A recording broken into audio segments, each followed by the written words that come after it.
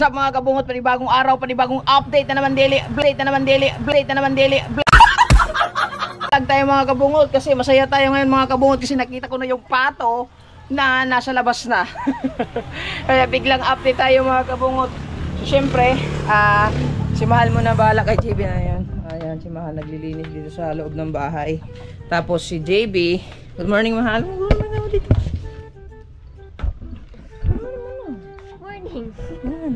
Siya naglinis siya dito tapos nagpakain na din siya ni JB. Ayan si JB, bagong ligo. Oh, come here, pabalik.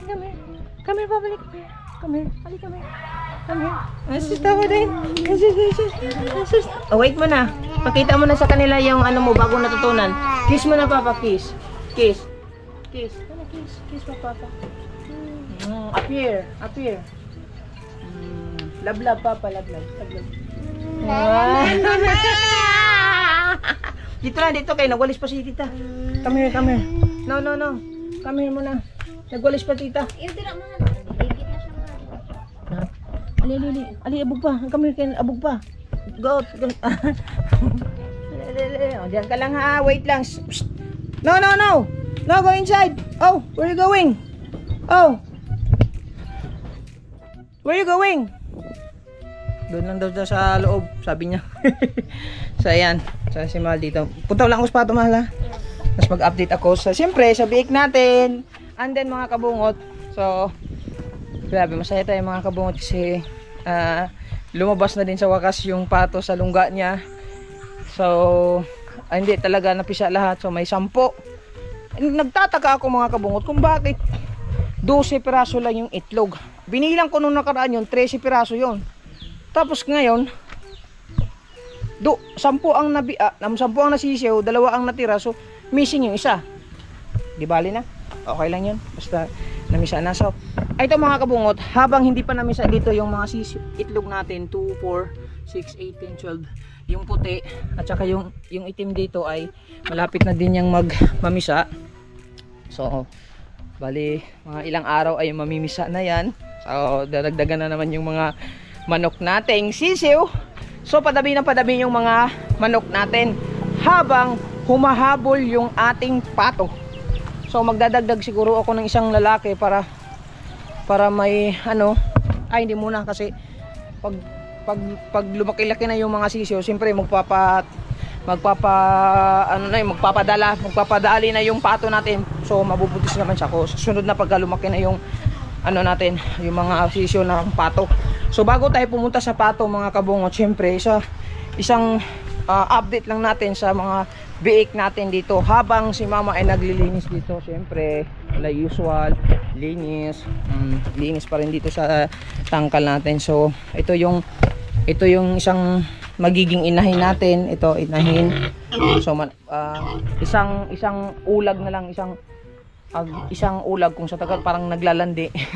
Magpapatira na siya. Isa na lang para i-inseminate na siya. So ito naman, hindi ko alam kay mama kung ano magiging plano niya. So kasi malapit na din yung graduation ni John Ray para sa kanyang graduation sa pagka-IT.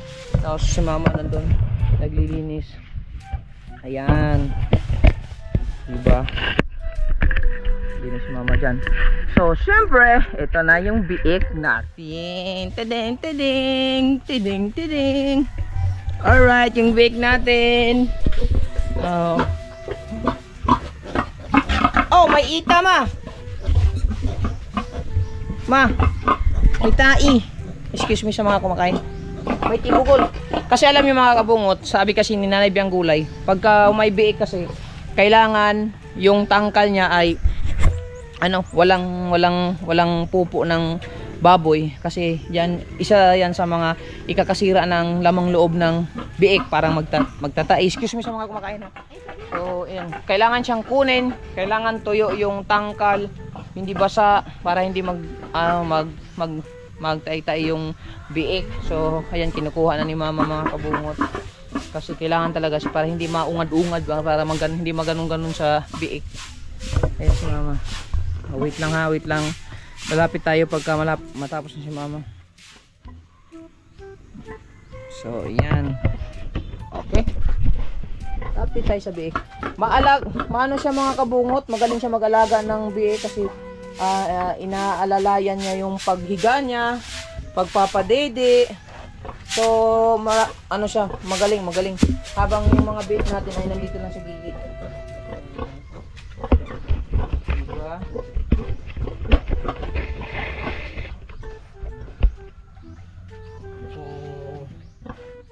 Ang gaganda ng mga katawan, mga kabungot. Nagsisiksikan lang sila dyan.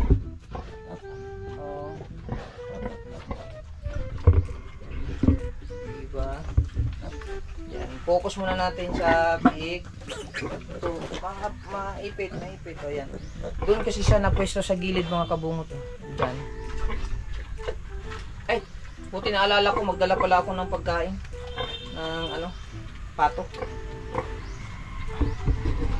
Ano kayang maganda pagkain ng pato, mga kabungot?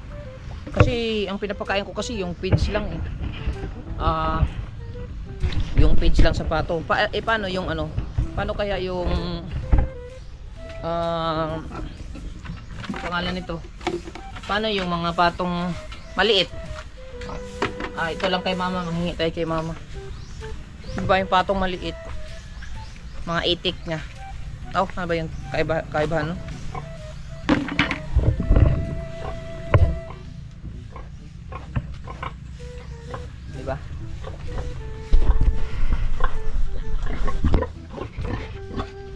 Siksikan na sila dyan. Wala eh. Tayo magkalaban. Magkakampi tayo. Siksikan sila. Siksikan. Tulog. Ay.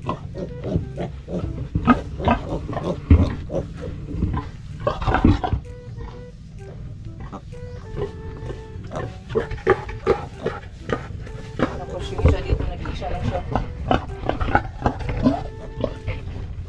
Nag-isa lang siya.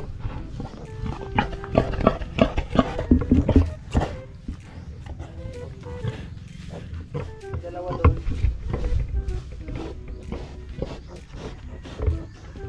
Mga busog to sila, mga kabungot, gawa ng kadididi lang nila.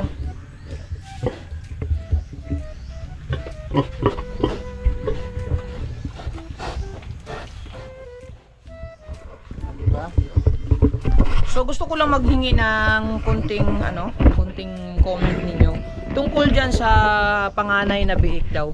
May mga nagsasabi na ang panganay na biik daw ay bawal, pangit pamanhiin pagka alagaan mo. Ano ba yun? Yung ikaw mismo mag-aalaga. Kasi paano ba i-explain yun sa Tagalog?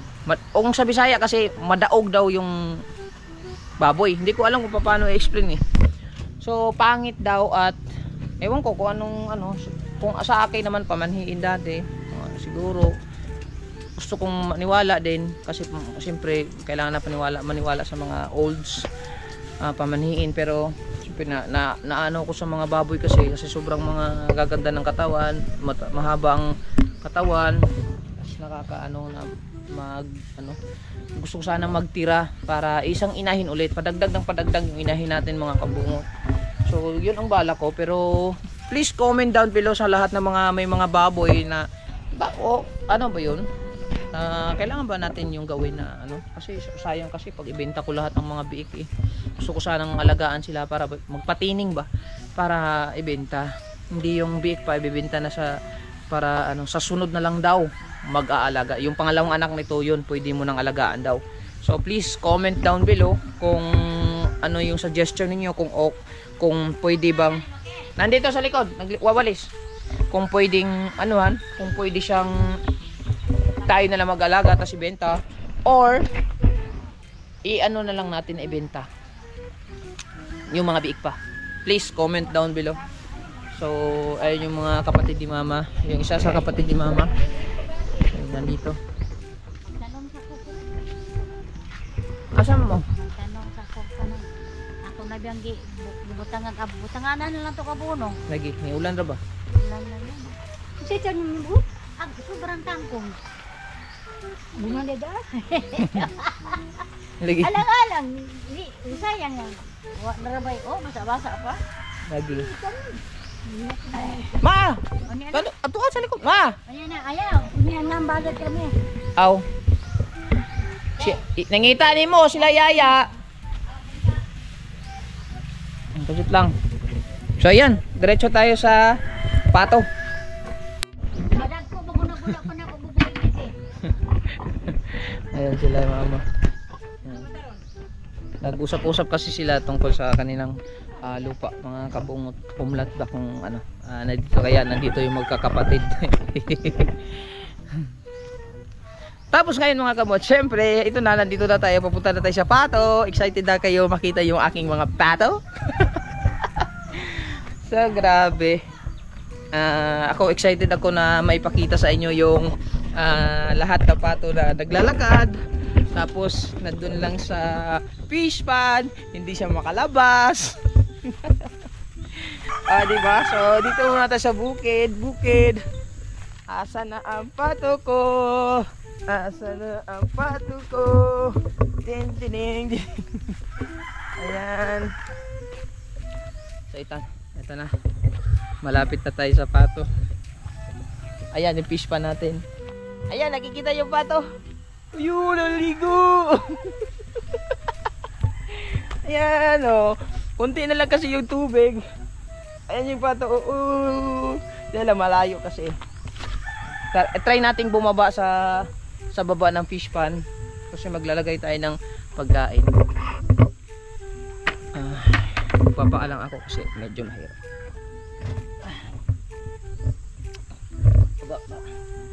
Oops.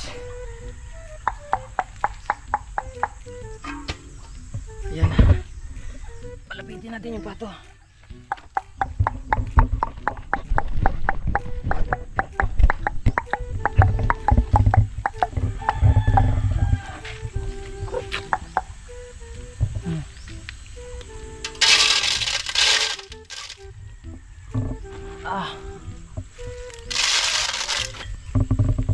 Yan muna yan.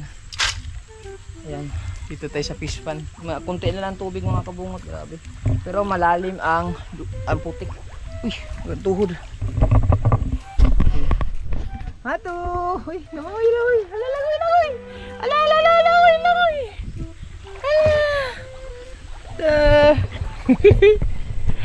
Diba? Ang pato. Natatakot kasi siya eh. Hindi naman siya pwedeng makakyat kasi maliliit ang pato. Wala pang lakas kaya dito lang muna sila sa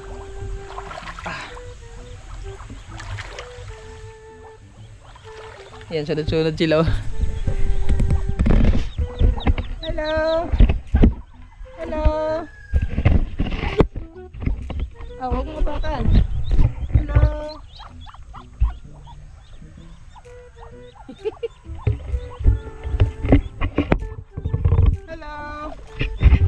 Pato.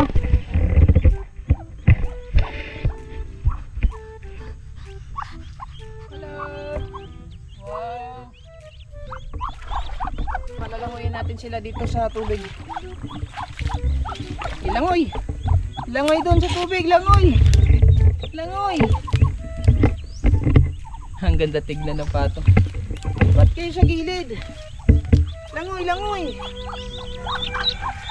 Langoy kayo, langoy. Oh, langoy.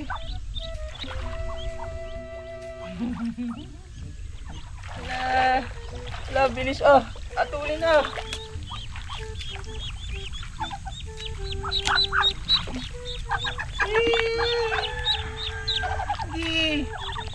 Wala dyan, walang daanan dyan. Sa gilid. Ikot-ikot lang kayo, ikot-ikot. Sige, sundan ko kayo. Sige, dito banda, dito. Langoy.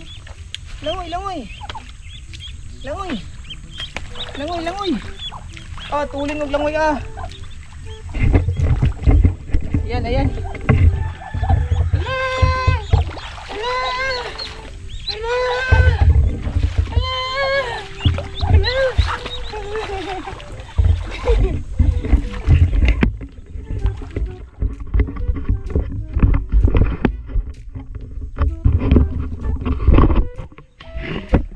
Ginagawa ko ito mga kabungot. Naglalaro lang ako dito sa fish pond. Hello.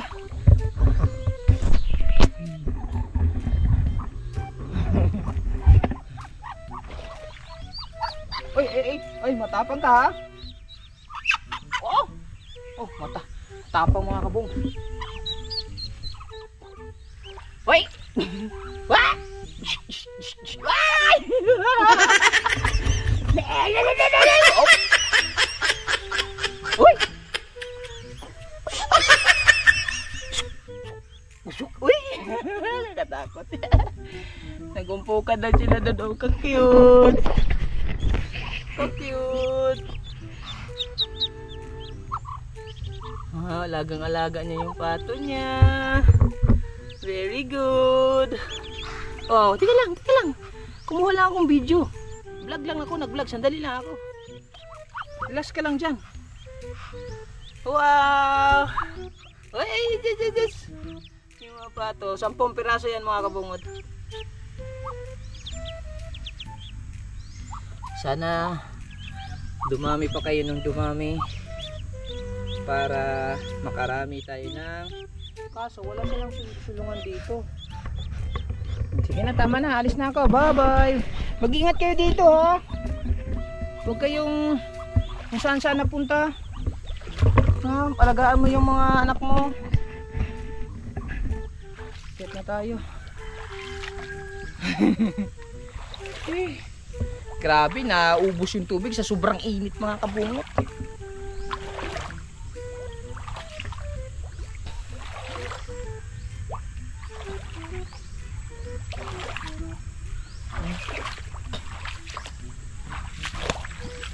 Grabe, lalim ng putik.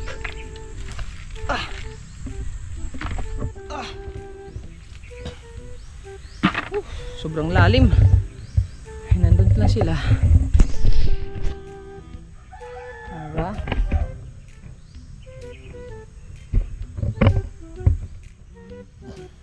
At least meron pa natirang tubig na pwede nilang paglangoy-langoyan, paglaruan. At hindi siya makikita ng mga kumakain ng sisiyaw. Yung may mga aso kasi dito, baka kabungot na kumakain ng sisiyaw, itlog. Isa yun sa mga kailangan bantayan. Grabe. So, isipin nyo mga kabungot, siguro i-vlog ko yan after mga ilang buwan. Nagsimula tayo sa manok, 3 piraso, 2 babae, 1 lalaki. So, yun ang resulta. Sa baboy naman, nagsimula tayo yung baboy na binili ni kuya, tapos inalagaan natin, nagtira tayo ng 1 para inahin. Tapos, yung pato naman, nagsimula tayo sa 2, hindi nag-survive yung 2, namatay, nakakalungkot. Pero, nadagdagan tayo ng 1 kay Torn James. Dito, ito yung aalagaan natin hanggang dumami. So, ayan, alagaan natin yan. Sikasuhin natin yan, nag-iisang pato para dumami. So, pagka lumaki na yan ng konti na pwede na siyang iwanan ng inahin, baka siguro maghahanap ako ng patong lalaki para dito siya titira. Yung pato, bibilihin natin para magsama-sama sila at makakaitlog ulit. So, aantayin na lang natin yung mga maliliit na pato na lumaki at magkaroon ng sariling mga bibi. Kadang pato. So excited. So ayan, isang mabilisang update lang itong mga kabungot. Maraming salamat sa inyong lahat na sumuporta sa vlog na to at sa natuwa. So thank you sa mga lahat na sumuporta ni Kabungot, sa mga ninang namin, ninong. Shout out sa inyo. Alam kong mga silent viewers lang kayo dyan. Maraming salamat sa inyo. Shout out din pala kay Ninang Mercedes sa palaging suporta sa amin ng mga bata. So thank you po Ninang Mercedes. Mag-ingat ka po palagi. I love you. Salamat talaga. So ayan, malaking bagay po yung mga binibigay nyo po sa akin para sa mga bata. So isa din yun sa kinukunan ko ng mga budget, yung mga kailangan namin. Maraming salamat kay Ninang Mercedes. So ayun, ito kay Ninang Leslie, maraming salamat sa suporta. Kay Ninang Rinalyn Aquino, si Ninang Rinalyn ay yung kanyang aming baboy ni Mahal, yung pinakita ko kanina na magiging inahin, amin yun ni Mahal, yun yung bigay ni Ninang Mercedes na pera. Dun ko bali parang pinundo dun sa baboy na yun para hindi magastos. Bali ito, yun na yung pundo ng pera para ano, hindi siya magalaw. So ayun, antayin na natin na dumami yung baboy na yun para at least, so di ba, may maihaw na kami ni Mahal. So yun nga, ako pinapakain ko para mas mabuti yung ano, ako lang nagpapakain kasi si Mahal busy katulad nito. Hindi ako makakagalaw kung wala si Mahal, kaya maraming salamat kay Mahal na sa suporta. Katulad nito, paghatid kay Madi, walang maiwan sa bata. Si Mama busy, alam nyo naman masipag si Mama magwalis-walis. JB hindi naman pwedeng iwanan pa, so at least nandyan si Mahal. Maraming salamat. So ayan, sana suportahan nyo din ang YouTube channel ni Mahal sa paggawa ng bahay niya at magiging bahay namin. So para matapos yun, ano lang kami, bali dahan-dahan lang hanggang sa matapos. So yun, maraming salamat sa lahat sa inyo, sa walang sawang sumuporta kay Kabungot Official. So huwag niyong kalimutan, Kabungot Official, solid, walang butas. Bye bye! Whee!